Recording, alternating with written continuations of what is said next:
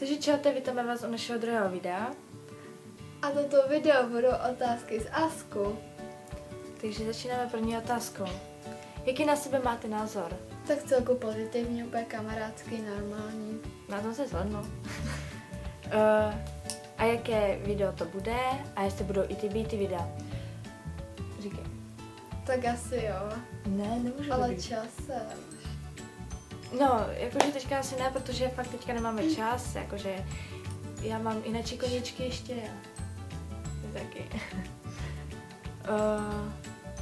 Potom ještě otázka. Jo, co si myslíte o pomlouvání kvůli tomu, že točíte videa?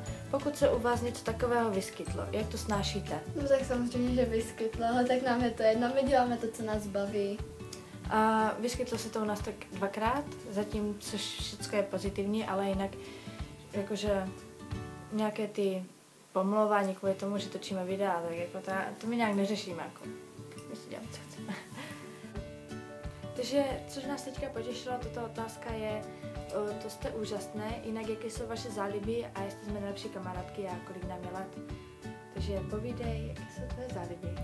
Takže asi koní, hra na klavír, tancování, jako hip-hop, prostě chození ven a tak.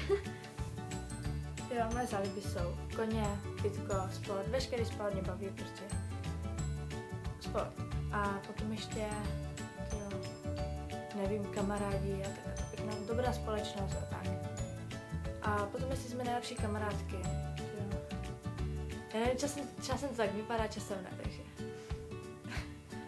A kolik nám je let? 13. 14. Jak nás napadlo natáčet vlogy?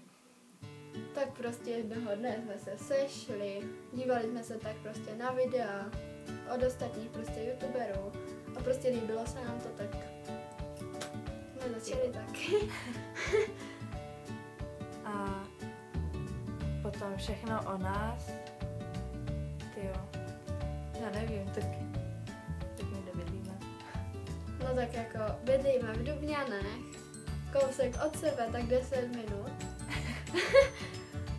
Chodíme na základní školu, jsem do Dubňan.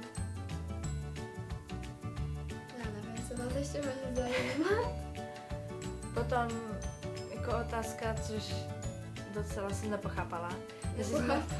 Jestli jsme lesbičky, jako, tak jako, co to je za otázku? Jakože nejsme, ale tak jako co to má za význam, jako ta otázka. Nejsme, fakt nejsme. Fakt opravdu nejsme. Takže a to už je všechno z otázek z Asku. A příští video bychom asi udělali nějakou challenge, takže nám když tak napište na Ask nebo do komentářů, jakou nebo challenge. na facebookovou stránku. Přesně tak. Na facebookovou stránku ještě, když tak jo. Jako kterou tu challenge byste chtěli, takže asi tak. Tak my se loučíme a příští video se budeme těšit a pokusíme se to natočit co nejdřív. Tak mějte se. Ahoj.